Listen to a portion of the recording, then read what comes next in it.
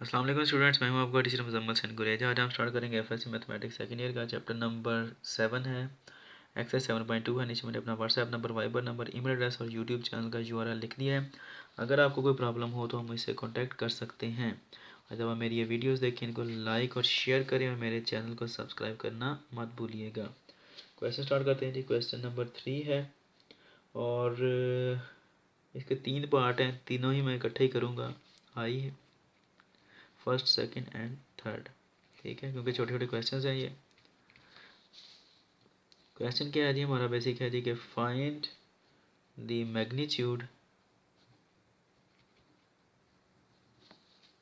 Of the vector v and right the direction cosines of vector v। ठीक है जी, यानी कि हमने मैग्नीट्यूड मालूम करना है और साथ में इसकी डायरेक्शन मालूम करनी है। ठीक है, कोई मुश्किल काम नहीं है। पहला वेक्टर जो आ रहा है हमारा v, वो क्या आ रहा है जी? 2i plus 3j plus 4k है। और ये मैं आपको बता दूं कि वेक्टर की जो डेफिनेशन होती है मैथमेटिकली, वो क्या होता है? वेक्टर इक्वल होता है मैग्नीट्यूड इनटू डायरेक्शन। ठीक है जी, एंड राइट द डायरेक्शन, यानी कि हमें डायरेक्शन चाहिए। क्वेश्चन के अंदर दो चीज़ें मालूम करनी है, मैग्नीट्यूड मालूम करना है ये वाला, और दूसरा डायरेक्शन मालूम करनी है। ठीक है जी, तो वो क्या आएगा हमारे पास? डायरेक्शन का जो फार्मूला आएगा वो क्या आएगा? वो आएगा जी वेक्टर ओवर मैग्नीट्यूड इक्वल होगा डायरेक्शन के। इसको मैथमेटिकली लिखें तो क्या आएगा? वेक्टर v ओवर मैग्नीट्यूड क्या आएगा?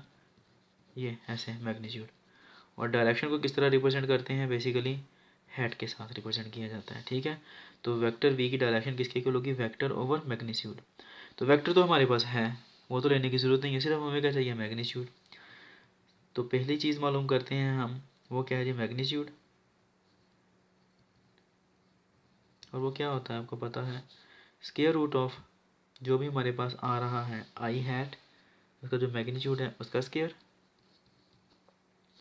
प्लस उसके बाद क्या आएगा? 3।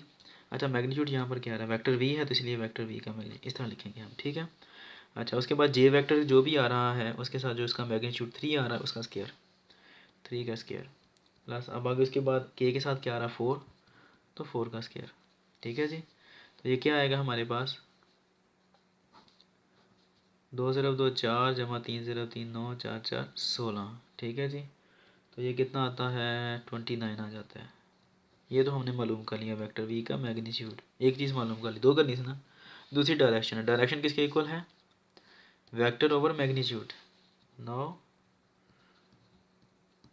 वेक्टर, वेक्टर क्या आ रहा है हमारे पास? वेक्टर वी है, वो ये आ रहा है 2i plus 3j plus 4k over magnitude है। मैग्नीट्यूड कितना आ रहा है? 29।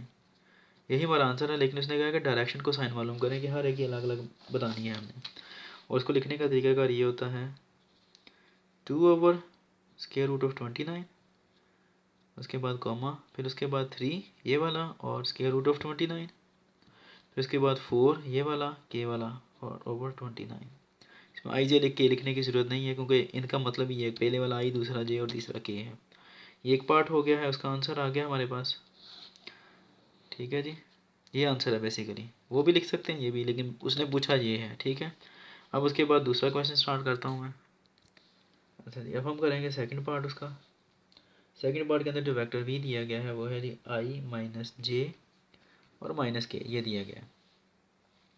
अब इसके अंदर भी वही फार्मूला यूज़ होना है कि वेक्टर वी जो होता है उसका जो यूनिट वेक्टर आएगा या डायरेक्शन आएगी वो किसके इक्वल होगी? Vector V over magnitude of vector V. ठीक है जी, और मैग्नीट्यूड कैसे मालूम करते हैं ये मैंने आपको पहले भी बता दिया।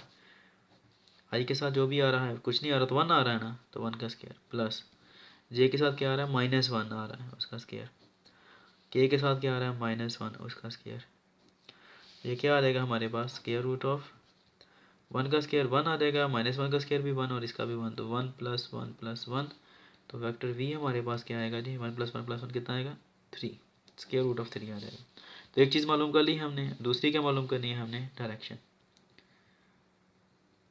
Direction of we. तो वो क्या आएगी, V hat is equal to क्या है वो, वेक्टर वी ओवर, ओए sorry, vector V over magnitude of vector V. तो लिख लेते हैं वेक्टर वी क्या आ रहा है हमारे पास, आई माइनस जे माइनस के, आई वेक्टर माइनस जे वेक्टर माइनस के वेक्टर आ रहा है, होल डिवाइड बाय इसका मैग्नीट्यूड कितना आ रहा है हमने अभी मालूम किया है, स्क्वायर रूट ऑफ 3 आ रहा है। तो लिखना किस तरह इसको अलग अलग करके, यहाँ पर कुछ नहीं आ रहा तो 1 आ रहा है, 1/√3, फिर यहाँ पर क्या आ रहा है -1 आ रहा है ओवर √3, इसके बाद के साथ क्या आ रहा है -1/√3 आ रहा है। तो ये क्या है हमारे पास डायरेक्शन को साइन आ जाती है, ठीक है। और इसको किस तरह रिप्रेजेंट करते हैं, वी वेक्टर के साथ, साथ में ये ब्रैकेट लगा देते हैं। यही है इसका आंसर, उम्मीद है कि समझ लग भी होगी। अब थर्ड पार्ट स्टार्ट करते हैं इसका। थर्ड पार्ट जो है उसके अंदर वेक्टर वी जो दिया गया है, ऊपर लगा रहे हैं नीचे लाइन लगा रहे हैं, एक ही बात है, वो आ रहा है जी 4i - 5j है, उसके अंदर के नहीं है, ठीक है।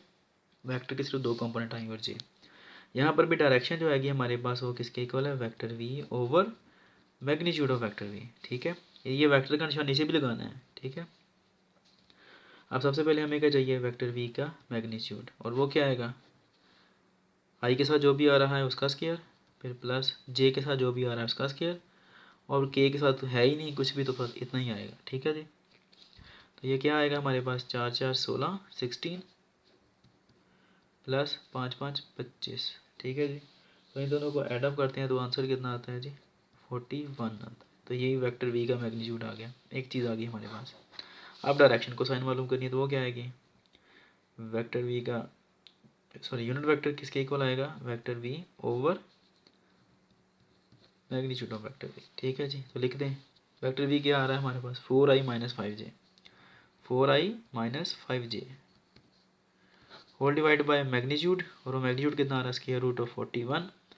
तो अब एक ही स्टेप रह गया क्वेश्चन का, और वो क्या है जी, इनको अलग अलग कर दें, 4/41 और -5/41, ये इसका आंसर है।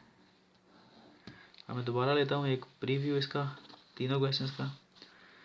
यार आज हमारे पास फर्स्ट क्वेश्चन इसका जो है, उम्मीद है कि आपको समझ लग गई होगी इन सब की। अगर समझ ना लगे तो हम मुझसे कांटेक्ट कर सकते हैं।